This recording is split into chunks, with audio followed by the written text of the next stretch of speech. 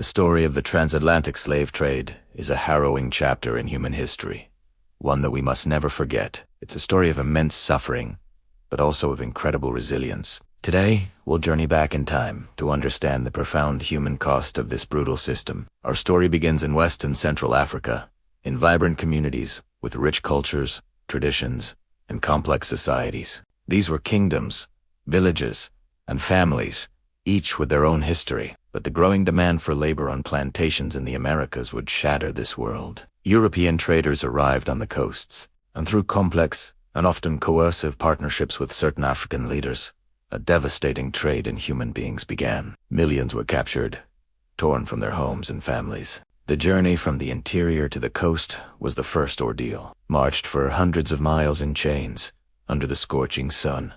Many did not survive. This was just the beginning of the nightmare. Crowded into fortified prisons along the coast, known as slave castles or factories, the captured Africans waited in terrifying uncertainty. In dungeons with little light or air, they were held for weeks or months until a ship arrived. Here, they were stripped of their names, their identities, and treated not as people, but as cargo. Families were deliberately broken apart to crush their spirits and reduce the chance of organized resistance. The infamous door of no return was the final threshold they crossed, leaving behind their homeland, their freedom, and everything they had ever known, forever. Then came the Middle Passage, the horrifying sea voyage across the Atlantic. Imagine being packed onto a ship, chained side by side with hundreds of others in spaces so tight you couldn't even sit up. The air was suffocating, filled with the stench of sickness and despair. Disease spread like wildfire in these unsanitary conditions. The lack of food and clean water led to widespread malnutrition and dehydration. The journey could last for months, and it's estimated that up to 2 million people, nearly 15% of all who were forced onto these ships, perished during the crossing. Their bodies were simply thrown into the ocean. It was a journey of unimaginable terror and loss. But even in the face of such overwhelming brutality, the human spirit refused to be completely extinguished. On board these ships, acts of resistance were common. Some refused to eat, choosing to starve rather than submit to their captors. Others organized desperate, though often futile, uprisings. These acts of defiance were a testament to their courage and their unyielding desire for freedom. They also found ways to communicate,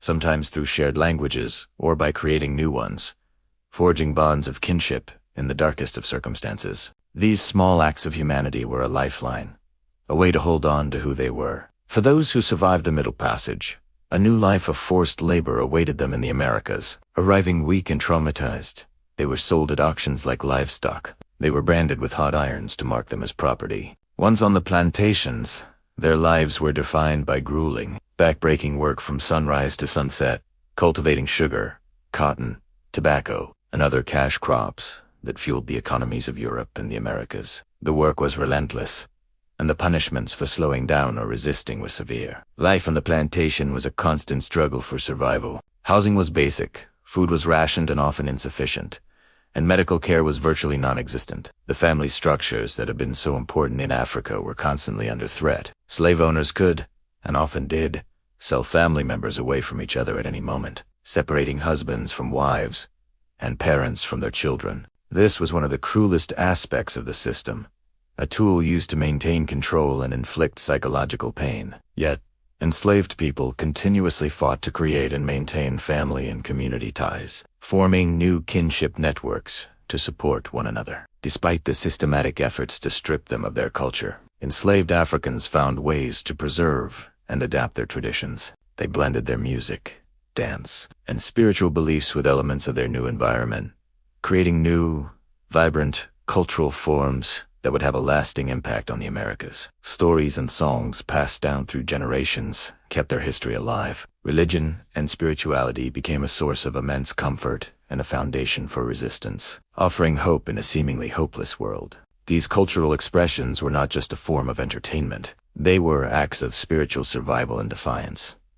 Resistance was a constant feature of slavery. It took many forms, from day-to-day acts, like working slowly, faking illness, or breaking tools, to more organized and overt actions. Many risked their lives to escape, following secret networks to freedom in the north, or to communities of formerly enslaved people, known as maroon colonies, hidden in remote swamps or mountains. There were also large-scale armed revolts, where enslaved people rose up against their oppressors. Though most of these rebellions were brutally suppressed, they sent shockwaves through the slave-owning society and demonstrated an unshakable will to be free. The legacy of the transatlantic slave trade is deep and far-reaching. It resulted in the deaths of millions and the violent displacement of millions more. It fundamentally shaped the societies of Africa, Europe, and the Americas, creating economic systems built on exploitation and social hierarchies based on race that continue to affect us today. The trauma of slavery has been passed down through generations, and its echoes can be seen in the systemic inequalities and injustices that persist.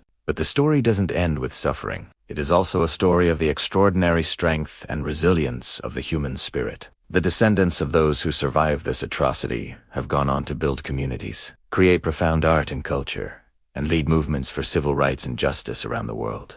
By remembering and understanding this difficult history, we honor the memory of the victims and recognize the enduring fight for freedom and equality. It is our shared responsibility to learn from the past, to build a more just and equitable future for everyone. Thank you for watching and taking the time to learn about this important part of our world as history. If you found this video meaningful, please like, share, and subscribe for more content.